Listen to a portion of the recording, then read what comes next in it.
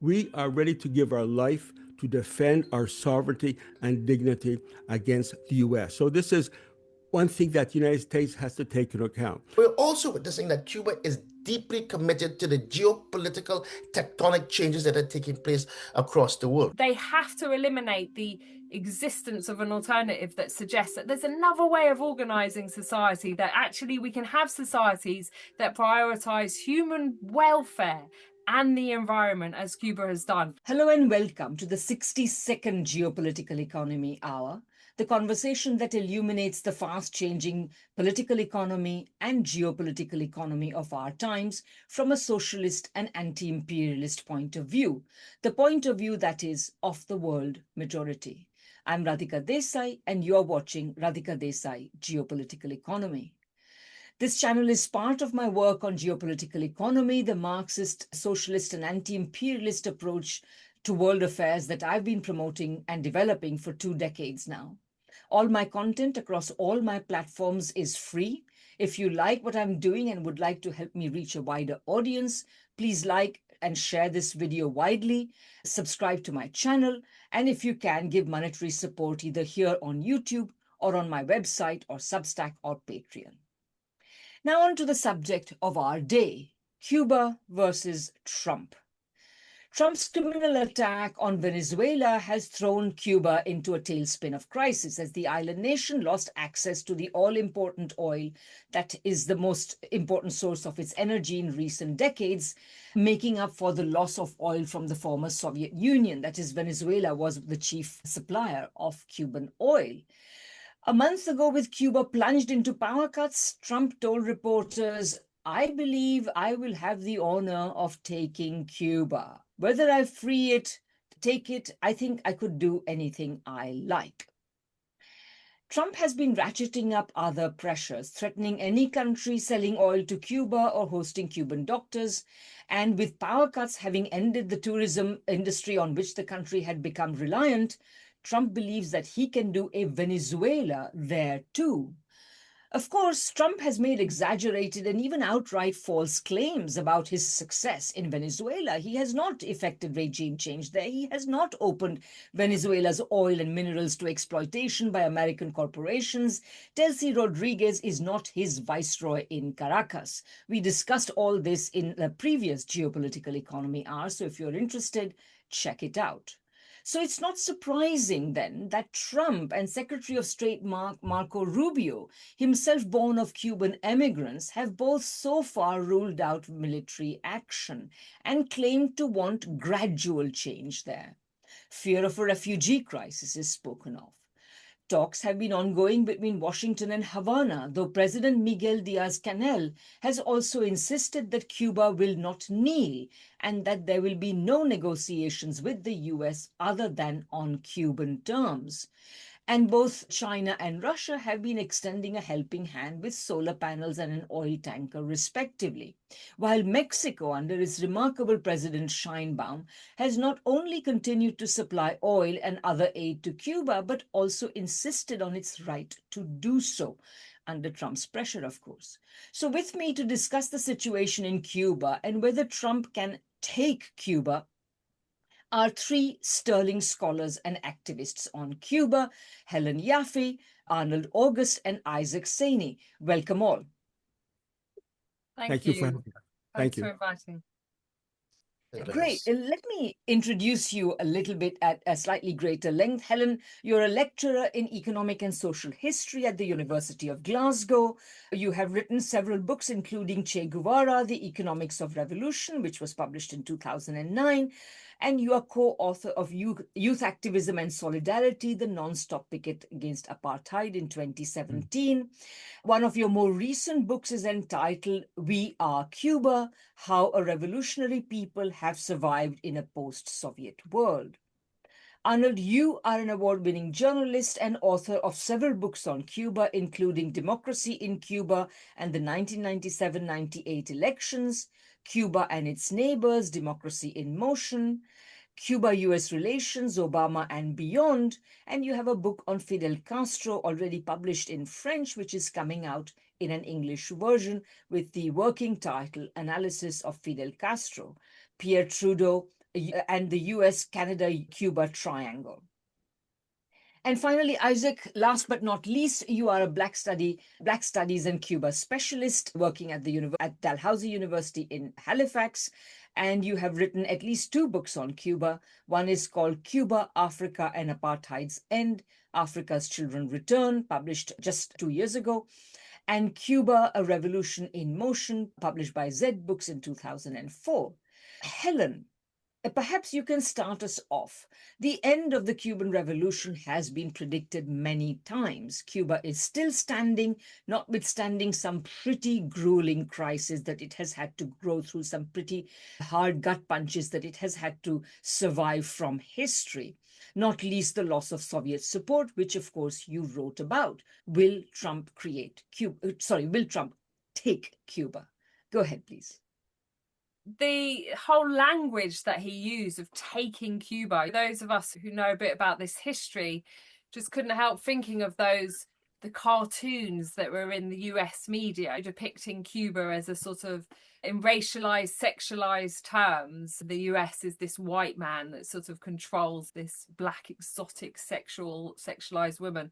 It's just almost astonishing. Just when you think he can't be any more vulgar, crude, and expose the real interests at the heart of US imperialism, he does it again. Will they have the honor, as he put it, of taking Cuba? The Cubans have been very clear that they want peace, but they will defend themselves. And the example that is used is, you referred to, and I know you have a previous program on what happened in Venezuela, the abduction of the President Maduro and his wife, very violent abduction. People forget sometimes that 4 different states in Venezuela were bombed, 120 people or more were killed.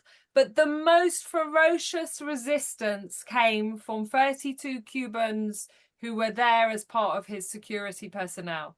And the message from the Cubans have been, that was 32 of them, and they held up that abduction for hours. The US tried to give the impression immediately afterwards that it was an in and out 5-minute job and it was so easy. But then the truth came out. And if you remember, there was a ceremony where they awarded the pilot of one of these Chinook helicopters. These things are supposed to be utterly impenetrable. He was the pilot, and yet he was shot at least twice in the leg. Right. So it just is just a hint at the kind of resistance the Cubans put up, massively outmaneuvered in terms of the technology. They were a surprise attack, and there's the question of what was known by someone inside. Why was there none of the sort of anti-aircraft missiles fired and all the rest of it? And so, this is what the Cubans are saying. If 32 could resist like that, then, what will you expect from 10 million Cubans? And it's fine. It's all very well and good to say, oh, the president said that. But I was in Cuba in January. I was actually in Havana when the remains of those 32 Cubans were returned, and it was a very cold day. It was a cold front. It was raining. I actually felt more like I was in Glasgow in Scotland than I was in Havana.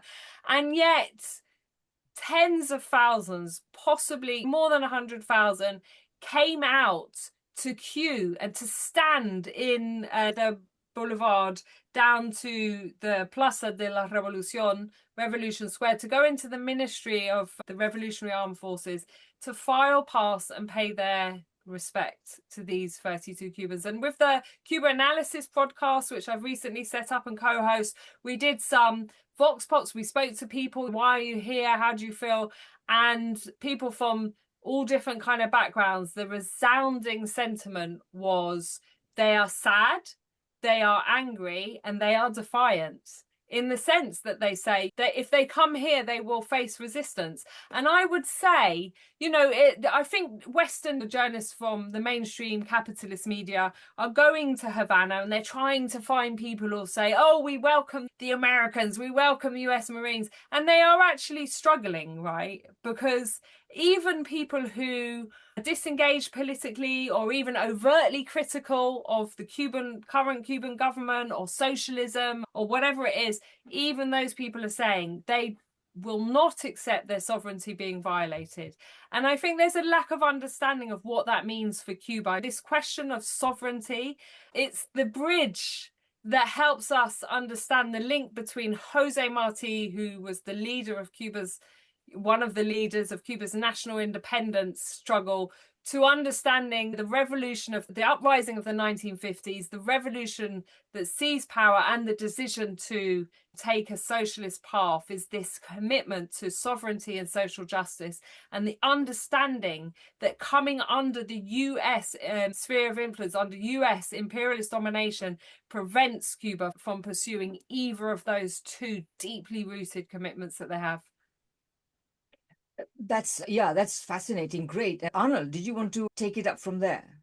Yes, of course. I'm very happy that you raised the issue of these predictions because on April 23rd, I don't know if any of you have noticed it, April 23rd, Time Magazine, the liberal Time Magazine, previewed their cover story that is to appear on May 11, 2026. And what do we see on the cover? The domino effect. Is Cuba next? 1, 2, 3, 4, is Cuba next? And I think that we have to be careful about this, the liberal media in the United States as well as in Canada.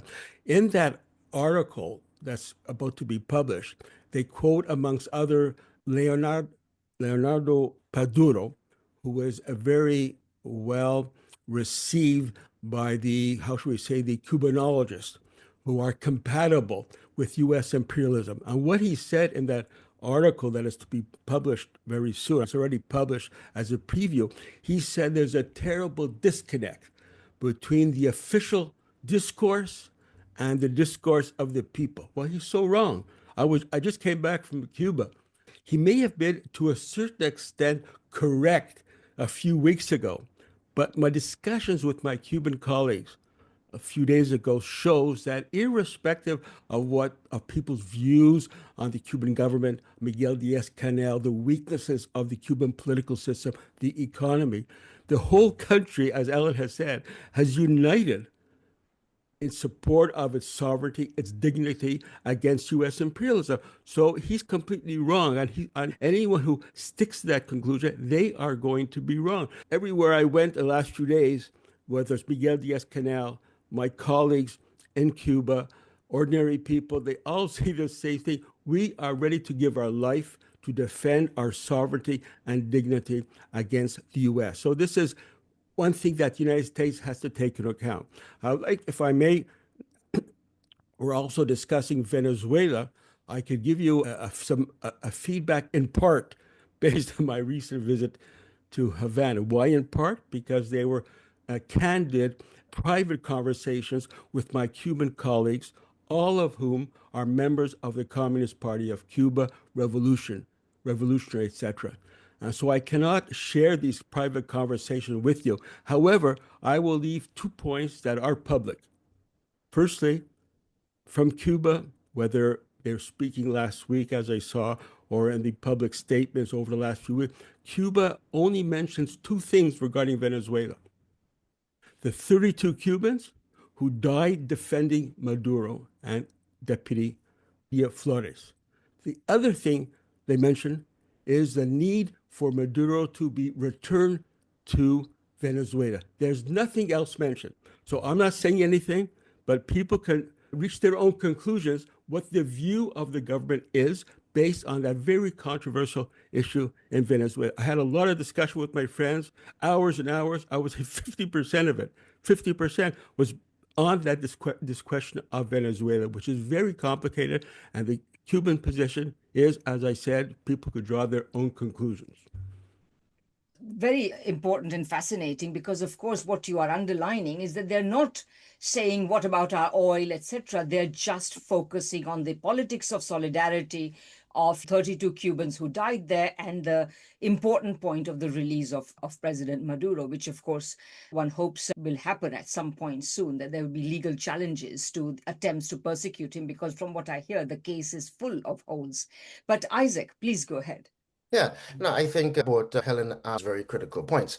I think one of the things we have to be very concerned about is this fatalism that exists within this dominant media, monopoly media, but also in certain progressive circles, right? That it's inevitable that Cuba will succumb to US imperialism. And it's quite poignant that we're doing this podcast just after the 65th anniversary of the defeat of US imperialism applied here on the Bay of Pigs, where US imperialism was defeated for the first time in the Americas. And that created sort of the space where Fidel Castro can say to the Cuban people, we have launched a revolution that's socialist in character, the revolution of the humble, by the humble, for the humble. And I think that underscores that. And I think what people have failed to understand, and I think Helen was underscoring this as well, is how deeply rooted this commitment to sovereignty, self-determination, and social justice is rooted in Cuban history. When we think of the struggles of the 19th century, whether it's the beginning of independence struggles, the revolts against slavery, the 10 Years' War for Independence from 1898 to 1868 to 1878, and then the war from 1895 to 1898 that was authored by Jose Marti. That war was a social revolution. It's not just about independence, it's about transforming that society. And the Cubans and Miguel Diaz-Canel, but other Cuban leaders and the Cuban population directly connects the triumph of the Cuban Revolution to fulfillment of those historical aspirations. I think that's critically important. Now, these predictions of collapse, and I was telling my students, you could do a master's or PhD dissertation on people who predicted these collapses, right? It reminds me of the early 90s. The Soviet Union collapsed, and everybody was predicting that Cuba was going to go the way of the dinosaur, so to speak. We have the famous book, if I remember correctly, by Oppenheimer, right, which spoke about Castro's final hour. People were writing continually about that. Bumper stickers emerged in Miami in the early 1989, next Christmas in Havana, and so forth. And there were these powerful stories. And when we all talk about, for example, the fact that the United Nations General Assembly has for over 30 consecutive years, right, we condemned in its vote the US economic war against Cuba. And this is a testimony to the incredible diplomatic work of the Cuban diplomatic corps, the incredible work, how young they are, how dynamic and creative and ingenious they are, right? And the respect that Cuba has internationally.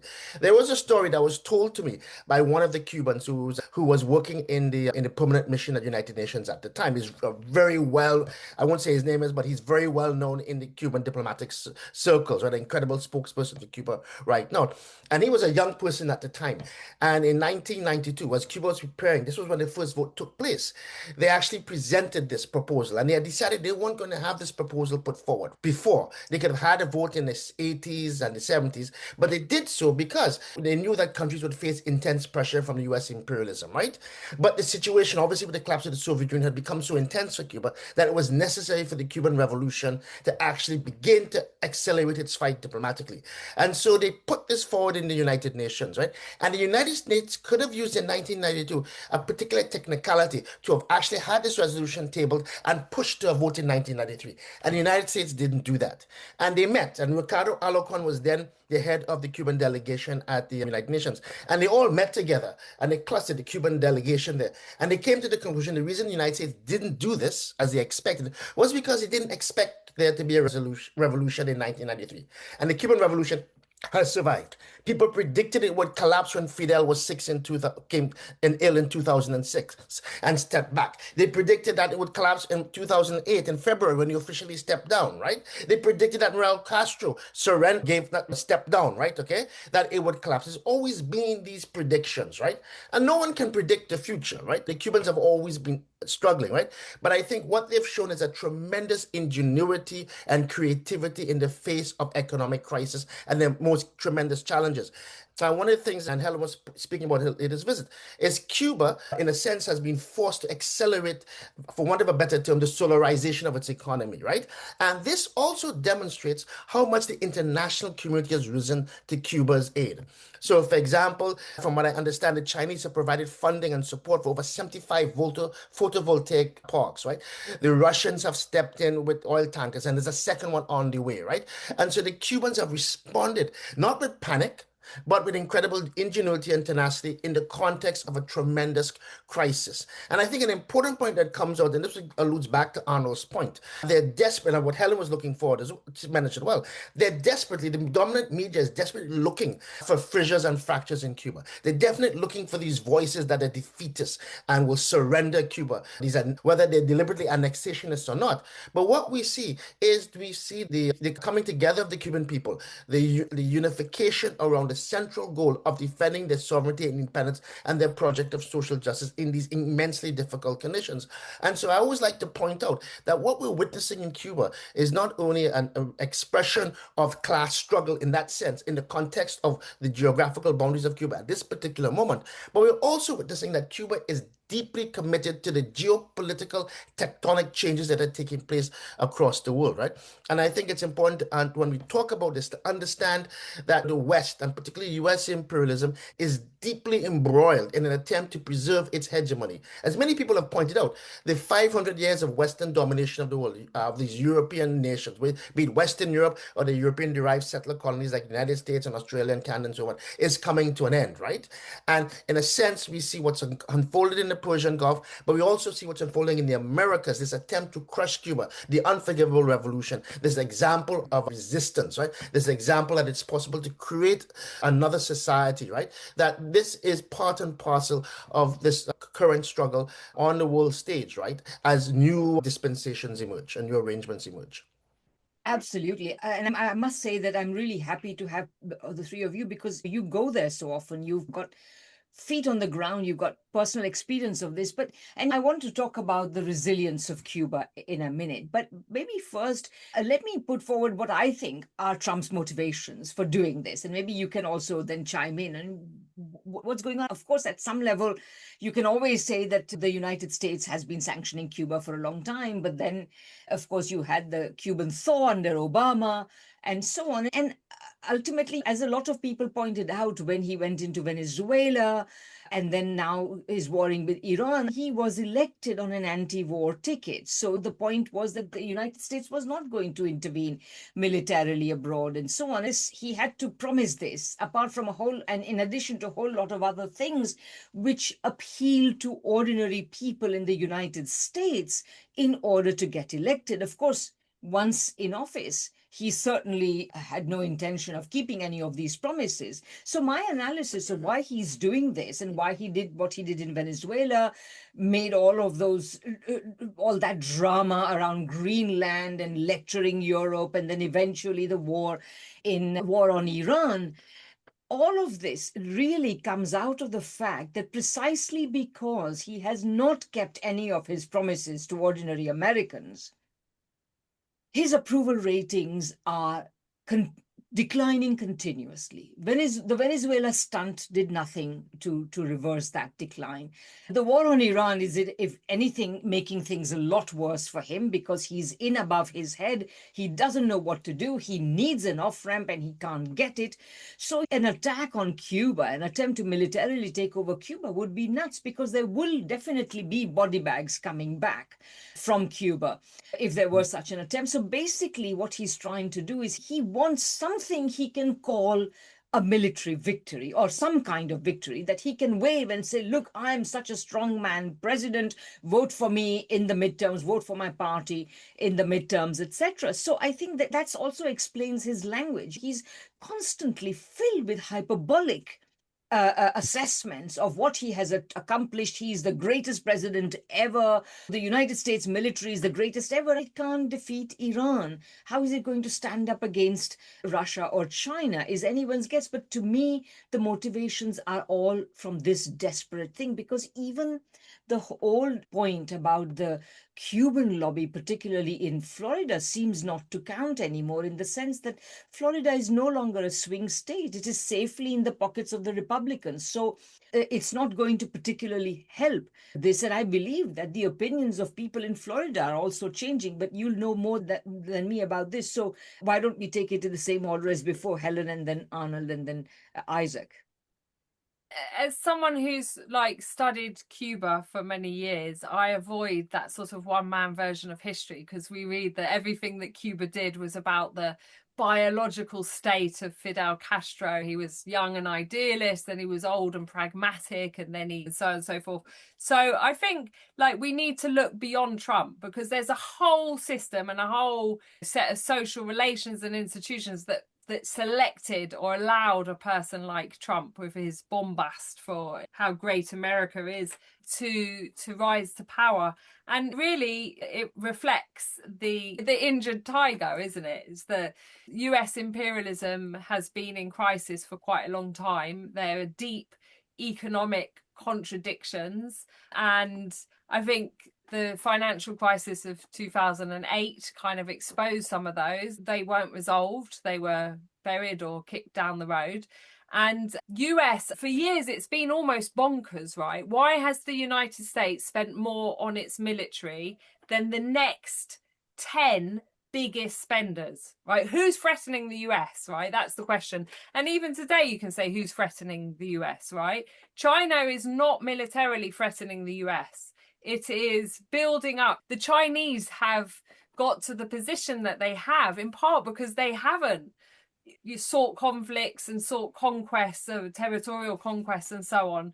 And I think that what we're seeing is that in some senses, going back to the Trump figure, right? It's almost like he's the person who said, hold on a minute, we've spent decades building up this unbelievable, unprecedented, untouchable military. Why are we not using it, right? And this is the toys and their boys thing. But the US it needs to hold on to its global dominance, right? And so much of that comes from the position of the dollar as the international currency, which was agreed in the post-Second World War.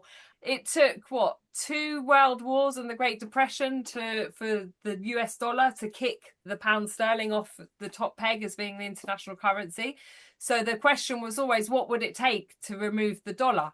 And they're not allowing it to happen. And actually, there is one interesting way of interpreting post-2000 imperialist aggressions and wars and occupations, including Iran and Iraq, right? That those countries were talking about moving their currency reserves into euros and all the rest of it. So I think that's the way of doing it. And when capitalism is in a deep crisis, it cannot tolerate, or it's a toleration for the existence of alternatives decreases, right? And in the US, like some of us from outside, right, who are actually Marxists and anti-imperialists, we find it hilarious that people like Biden get called socialist, right? Because for us, they're just the other side of the same coin. But this polarization, this process of polarization, this process of anyone who says something even liberal, like people deserve healthcare, or you shouldn't bomb children in Gaza, you shouldn't bomb tents in Gaza, becomes called a communist or a socialist, because it has to tighten down the hatches. There is no room for challenge at all. And I think that's what's happened. Like when John Bolton, who was a key person under the Bush administration, the axis of evil. This is a man who loves his sloganeering in his titles, right? The axis of evil, the rogue states and all the rest of it. And Cuba was a rogue state and so on. He came back. He was there like Bush administration, so the early 2000s. And then he was resurrected onto Trump's first administration from the second half of 2018 and came up with a new slogan, right? The Troika of Tyranny.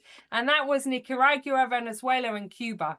And again, these are the language he used, the sordid cradle of communism in the Americas. So it was a return to that Cold War rhetoric. And really, the reason isn't to be found in anything changing in those countries. They weren't threatening the United States, except, and the only way we can understand any grain of truth in the declaration from the 29th of January 2026 by Trump that Cuba is a threat to the national security and foreign policy of the United States is in the threat of a good example. So the threat there again is capitalism gets riddled with contradictions, it's exposed, it cannot deliver.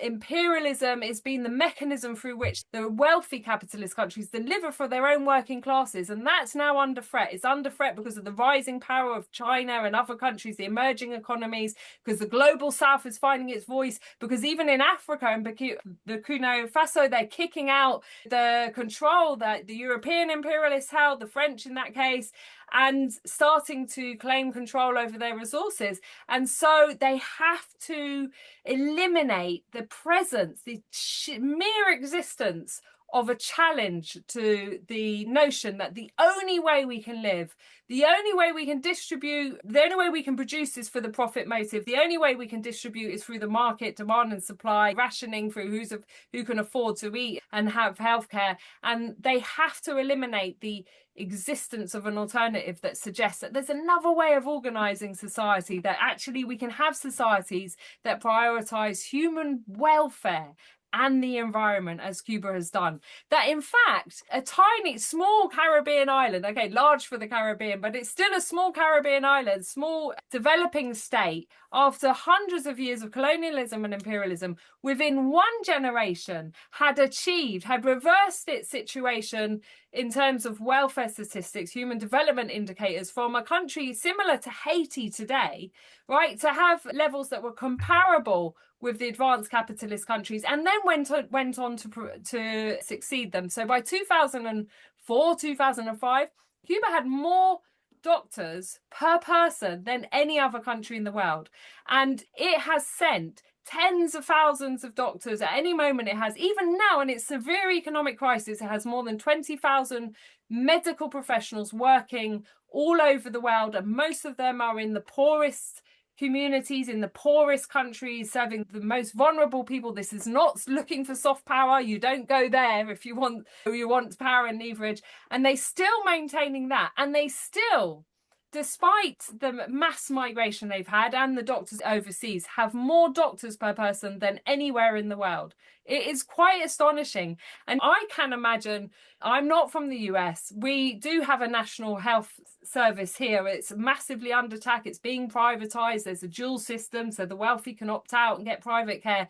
But in the United States, I cannot imagine what it must be like to be so abandoned by the state, which tells you that it's simply not possible to provide healthcare or education or housing or cultural access to all of these other things, which in Cuba are constitutional and human rights. So in that sense, Trump is right. Only in that sense, Cuba is a threat to the United States and its foreign policy, because it shows that actually this whole capitalist system could easily be torn down, not easily, nothing easy about it, but could be torn down and replaced with a system that puts people before profit and the environment too. No, you're absolutely right, of course, that the United States has wanted to stamp out this shining example of a socialist system for a very long time. The only reason I'm invoking Donald Trump as a one-person explanation is that my point is that the United States, after nearly 50 years of neoliberalism, has sunk into such a deep crisis. Remember, people were talking about civil war over the last decade, has sunk into such a deep crisis that the election of Donald Trump is itself a symptom of this deep crisis.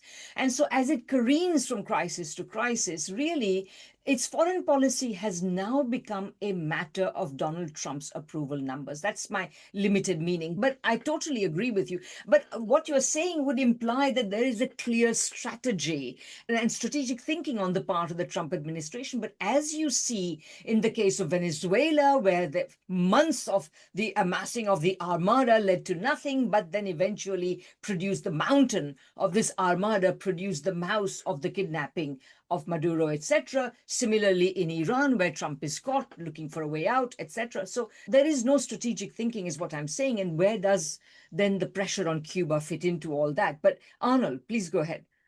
Yes, I'm glad that you raised the issue, Radhika, of resilience of the Cuban people and the geopolitical considerations. When I was at Havana a few days ago, I asked all of my Cuban colleagues the same question. Normally, the saying goes, if you ask 10 Cubans a question, they will have 10 different answers. But in what I asked What is your opinion regarding the possibilities of what Trump would do, invade or not invade Cuba? They all say the same thing. It was unanimous. Both options are on the table. They're very realistic. That Trump can invade Cuba, but they will resist, or they may not invade Cuba. From there, we had very interesting discussions regarding the current situation and the future. And for example, time is on the side of the Cubans.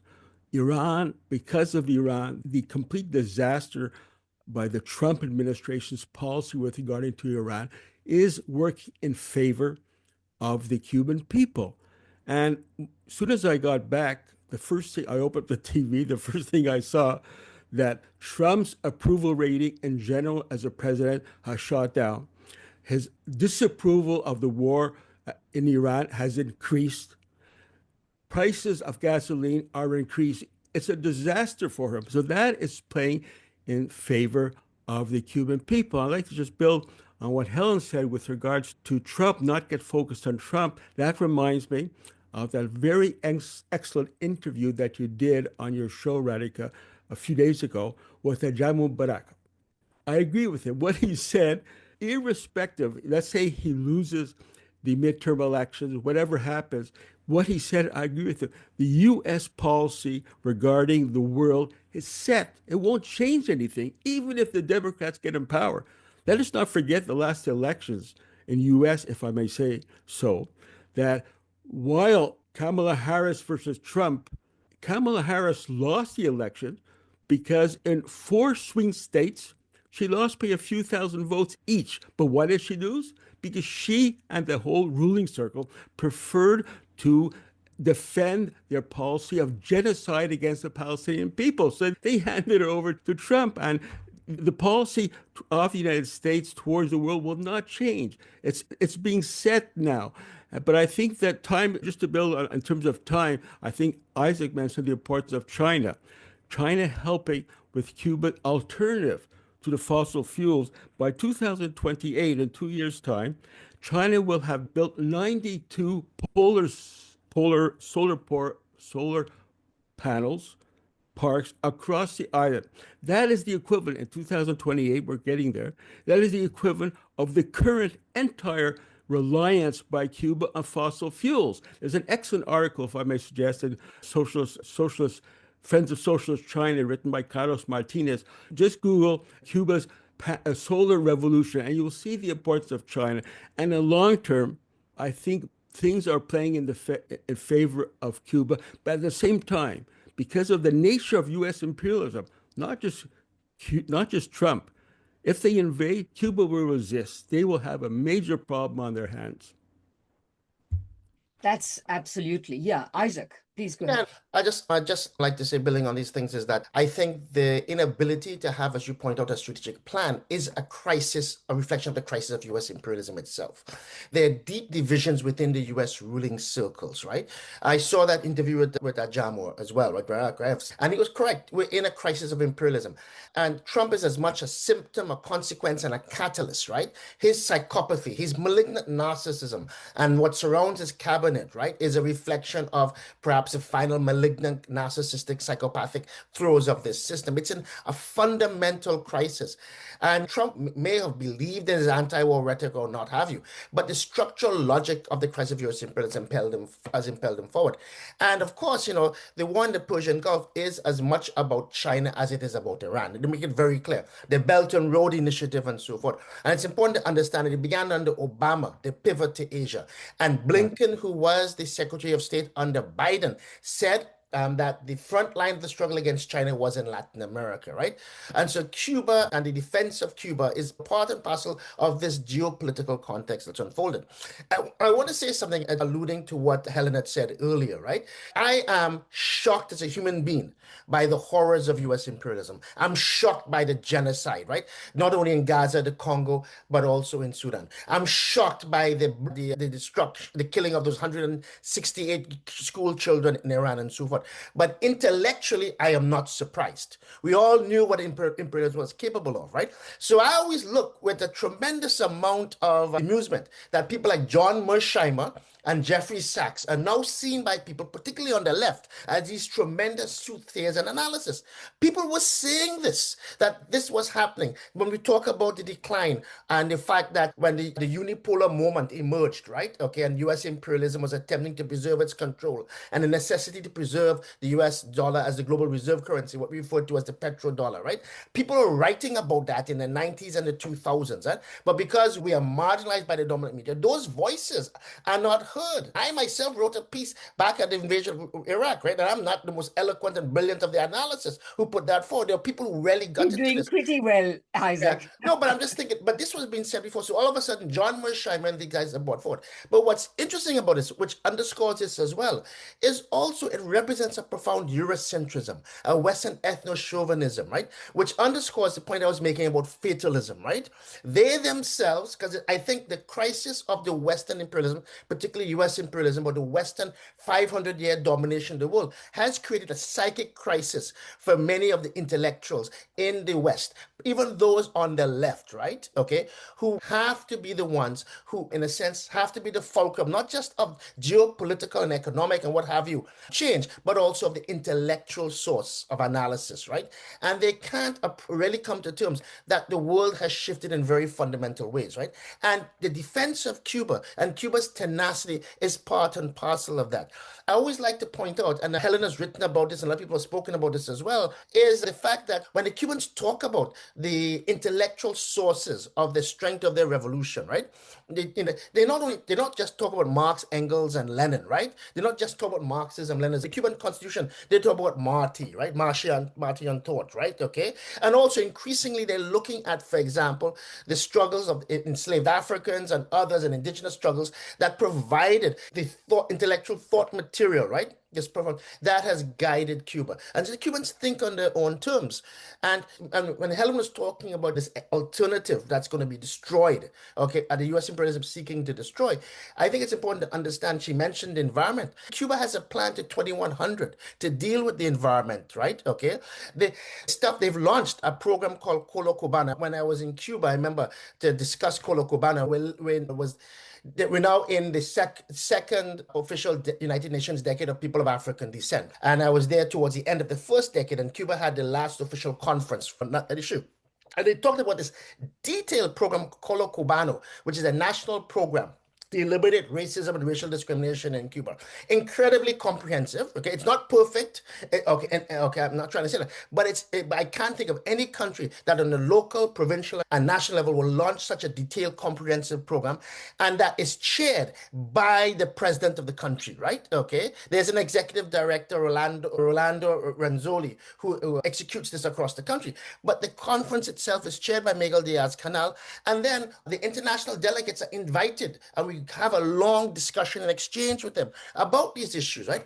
Cuba is unique in this. And even in the midst of that, I think this is a very important question here. Even in the midst of this economic crisis, they're involved in a massive, right, shall we say, deepening of their participatory democracy, right, in trying to manage this particular crisis, right? And on the left, people don't like to talk about this, but one of the fundamental strengths of Cuba is this historical commitment to independence, sovereignty, and self-determination that's rooted in historical struggles going up to the 19th century, of which the Cuban Revolution is part, but also how the Cuban Revolution has become the vehicle to articulate and translate these historical aspirations into reality, and is grounded in a profound popular democratic project, right? Which has at various points in times when Cuba has faced very important strategic decisions and crisis moments, the country becomes this mass parliament of discussion and so forth, right? And we could give examples and so forth. And I just had a piece published on Monthly Review that talks about the current thing. Helen has had a wonderful chapter published on this and so forth. Arnold could talk about this because of the work on this. Cuba, this is one of the fundamental strengths of the revolution itself. So the ingenuity and the tenacity of ordinary Cubans in meeting this crisis, right? Okay, is also reflected by this revolutionary state, okay, that is trying its best to meet this crisis. For example, we spoke about the solarization of Cuba, for want of a better term. One of the things they were doing, they were looking at making sure that hospitals and community centers, right, were prioritized, that individuals who needed it would receive these independent solar generators and so forth. So there's this immense demonstration of human ingenuity, of human freedom that the U.S. imperialism is seeking to crush. Not just U.S. imperialism, but Western imperialism. The last point I'd like to make, and we can always, is that getting back to the point of how unpopular this war in the Persian Gulf is, we also note that the vast majority of Americans in polls oppose any kind of aggression against Cuba, oppose the economic war, oppose the fuel blockade. Even here in Canada, there was a poll where 51% of Canadians said Canada should do everything to support Cuba, regardless of what the United States does. But as the U.S. imperialism faces this crisis, right, Trump comes out and says, listen, remember he said this in a speech, we can't afford daycare, we can't afford Medicare, we can't afford all these things. All we can afford, and he says in speech, is the military, right? And they're going to $1.5 trillion military budget, right? They're asking for another 200 billion or so for the immediately for the prosecutors war in Iran, and they're even talking about bringing in a draft, right? This is going to deepen the contradictions within the United States. And when I talk to my comrades, right, my friends in the United States, they talk about the growing contradictions, right? And there's been an outbreak of strikes in the United States. So I think, getting back to the initial point you made, the fact that there seems to be this confusion, that's what Mersheimer and Jeffrey Sachs speak about. There's confusion, there's this stupidity. We've all seen the Iranian Lego videos on Hegseth and Kash Patel and all of these people. That incoherence of the policy is a reflection, right? Not only of the individual personalities who are toxic in themselves, but a reflection of this crisis of U.S. imperialism. They're in decline. And of course, the last point I think, which is important, is when we are in the 60s and 70s, people used to talk about the paper tiger of U.S. imperialism. It's a quote from Mao Zedong. But people never read the full quote because he said U.S. imperialism is a paper tiger. But he also said in the same quote, it's a real tiger because even it can inflict tremendous damages in its death throes. And that's what it's doing. These people will burn the world down in order to rule over its ashes. They could do that, absolutely, in their insanity. Cuba is hope. Cuba is hope. Yeah, exactly. So, but I just wanted to pick up on the point you made about the Mersheimers and the Jeffrey Sachs of the world. And on the one hand, I thank them for taking certain progressive positions that they seem to have been taking, which is good. But there are still problems with that position. And I think addressing that will give our listeners an idea of the specific quality of the analysis they are getting here. And that is that essentially, I think that they are all caught in a form of what I think one may term capital worship. That is to say, they somehow believe that a society organized on the basis of capital and capitalism is somehow superior to all other forms of society. They cannot believe the successes of socialist systems. And in fact, there is a conversation on the YouTube channel where people will watch this between me and Jeffrey Sachs precisely on this point. So, and you can see that on practically every point, I'm exposing and making him admit that in fact, this is not true. Anyway, the point is that, and so I think this capital worship also then allows them to think that imperialism can keep the lid on things. That is to say, it can continue forever without being overthrown, without being weakened, etc. But we are seeing the opposite is the case. And I think that Cuba has resisted and stood up to imperialism for all these decades, and it has the capacity to do more. And that's one point I wanted to make. The second point is that it's not just that Trump has only money for militarism and the military. I think he also has plenty of money to give tax breaks to big corporations. And the two are connected. Because every time there is any kind of aggressive action, whether it's about Gaza, remember all that absolutely obscene talk about the Gaza Riviera? Well, it was all, since Trump was going to undertake this action anyway and support Israel anyway, for whatever reason, best known to him, why not allow big corporations to profit from it? Similarly, we are seeing he actually held a televised meeting of all the oil majors in the United States, saying to them, look, here's Venezuela for you, invest in it. They told him on TV, Venezuela is uninvestable. Partly because, and this is my third point, the assertion of sovereignty is not just some kind of political thing that people do for national pride. It is about lives and livelihoods. It's about the freedom to organize your economy on a basis other than subordination to capitalism, which is all capitalism has to offer to countries like Cuba. So I think that these are the sorts of things that we need to understand. There is, even if Trump attacks Cuba tomorrow, the Cubans will fight. They may be defeated even for a short time, for now, por ahora, as they say. But eventually they have no choice but to try to rebuild a system roughly of the sort they already have, because that is their only way to ensure a decent livelihood for themselves as a society and as individuals. Yeah. But Helen, rather, sorry. maybe a lot of two quick points. When you mentioned this issue about these billionaires and so forth, I can remember when I was undergrad and I was taking political science, because I studied in Canadian universities, and the professor would criticize Marxist theory. When Marx said the government is the executive committee of the ruling class, right? And he'd say, how does and now look what we see, billionaires are directly running the state levers, right? Okay. What is more a direct proof of the Marxist theory of the state and so on, right?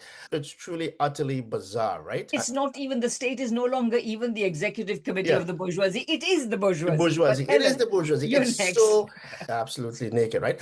And what Cuba is doing, I remember this, an important point to understand, and is that even in the 90s, right, when Cuba was dealing with a massive economic crisis, special period, and even now, Cuba is a center of bringing people together to talk about these issues, right? Okay.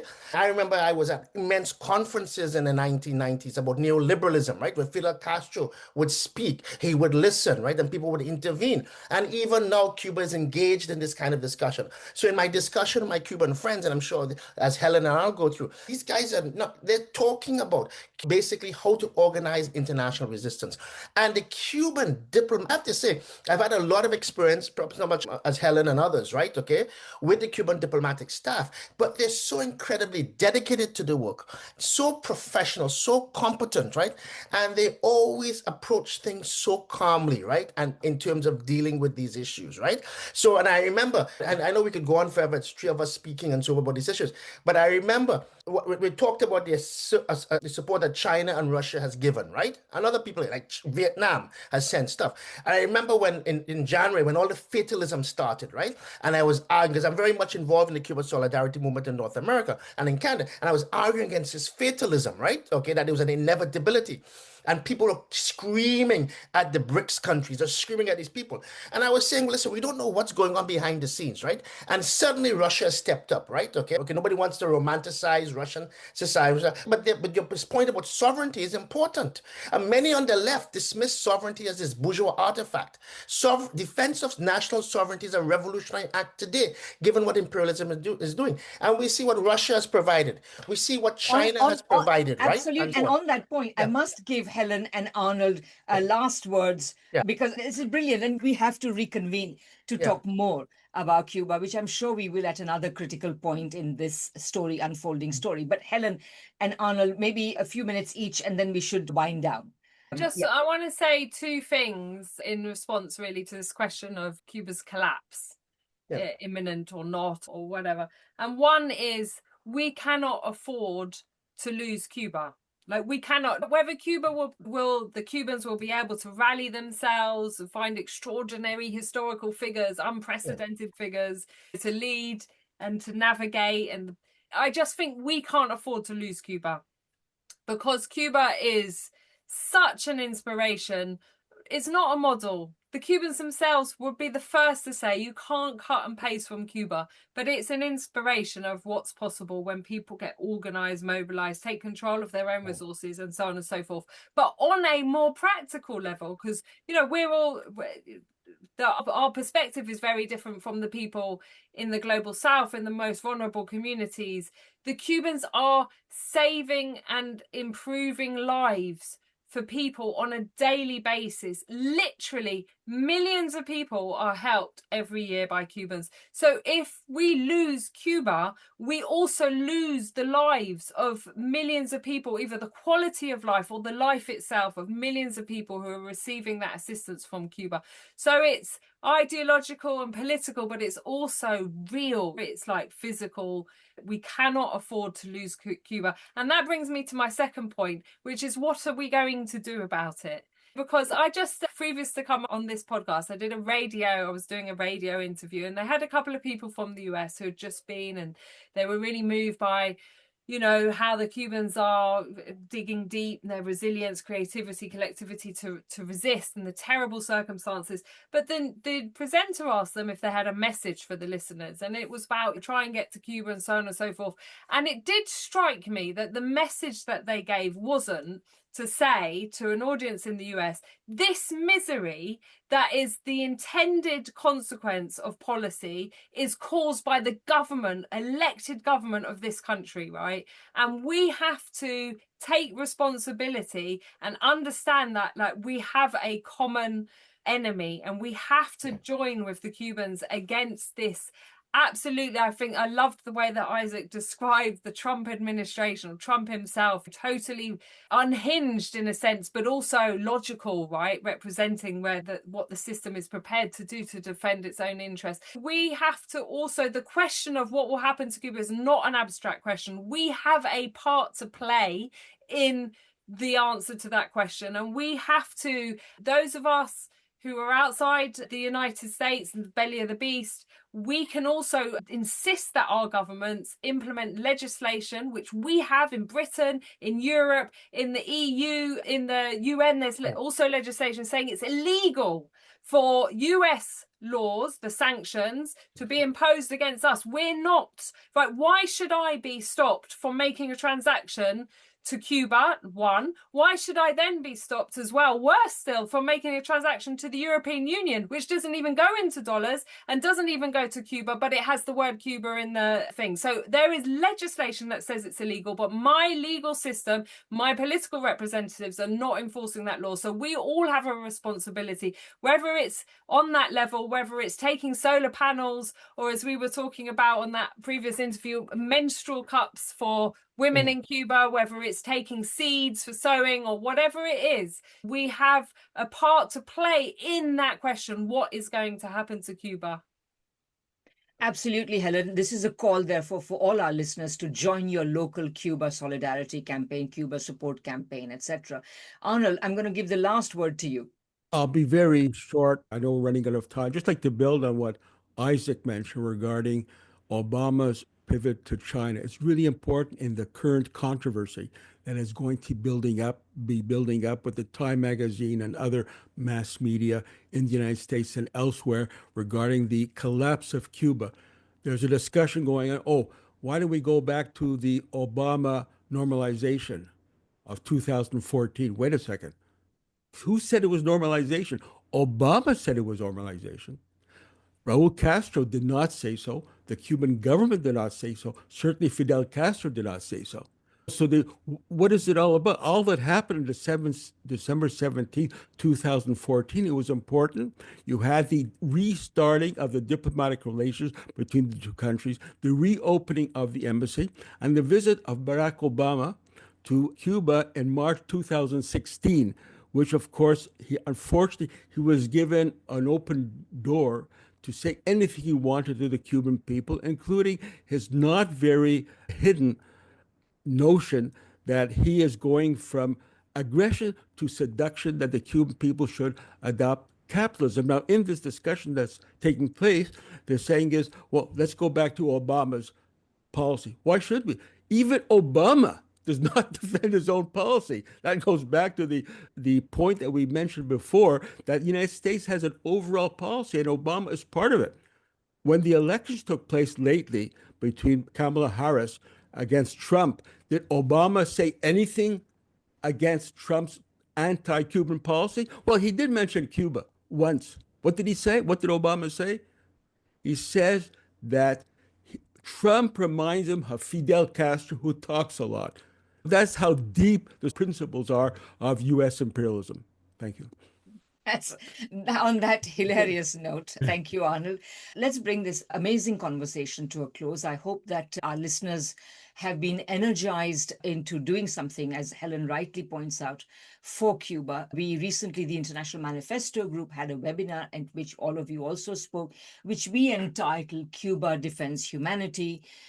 we must defend Cuba. And I think that message remains as relevant as ever. So thank you all very much for joining us. Please like, subscribe, and share widely if you agree with the things that have been said here. Thank you and goodbye till next time. Thank you very much. Thank you. Thank you.